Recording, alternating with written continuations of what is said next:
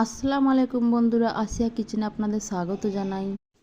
আজকে আমি আপনাদের সঙ্গে শেয়ার করব বাড়িতে কিভাবে আপনারা পনির সহজেই বানাবেন। তার জন্য আমি নিয়ে নিয়েছি 1.5 কিলো মতো ফুল ফ্যাট দুধ। তো বন্ধুরা, দুধটাকে আমি ভালোভাবে ফুটিয়ে নেব।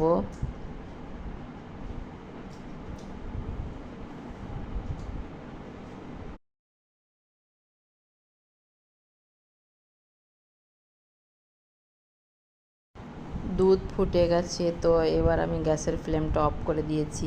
এবার আমি এর মধ্যে 2টো লেবু আমি নিয়েছি, এই জুসটা আমি দিয়ে দেবো এর মধ্যে।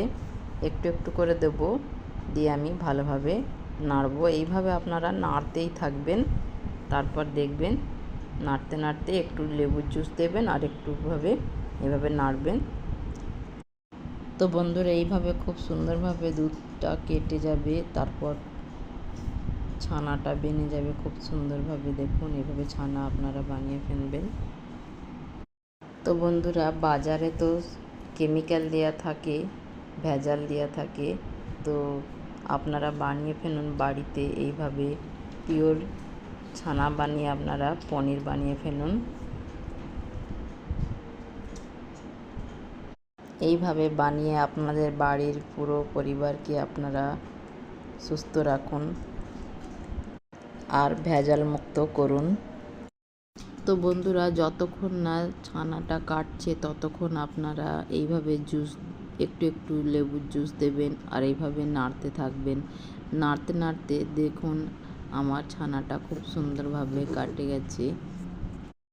তো বন্ধুরা দেখুন, ছানা আর জল আলাদা হয়ে গেছে। দেখুন কালারটা কীরকম হয়ে গেছে।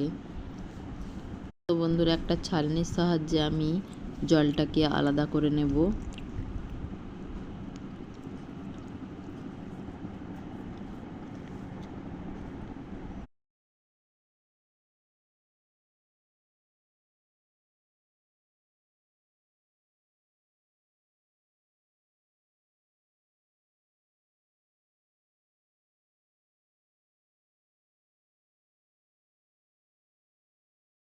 তারপর আমি ক্লিন জল দিয়ে আমি একটু ভালোভাবে ধুয়ে নেব, কারণ এর মধ্যে লেবুর জুসের যে টকটা ছিল সেই টকটা চলে যাবে। তারপর একটা পরিষ্কার কাপড়ের মধ্যে আমি এটাকে রেখে দেব। তারপর আমি ভালোভাবে জলটাকে আর একটু ঝরিয়ে নেব। দেখুন, এইভাবে ফোল্ড করে আমি ভালোভাবে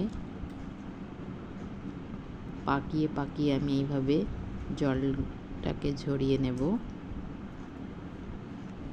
যত জল আছে সব জল দেখুন ঝরিয়ে গেছে। তারপর আমি এর মধ্যে ভারী কিছু দিয়ে আধা ঘন্টার জন্য আমি রেখে দেব।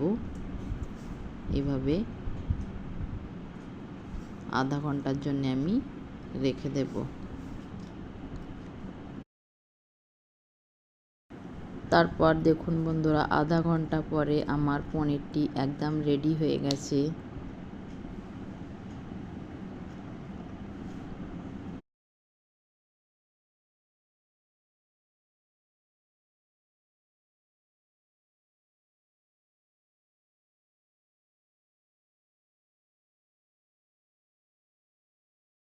তো বন্ধুরা দেখুন কত সুন্দর পনির হয়েছে, একদম সফট হয়েছে।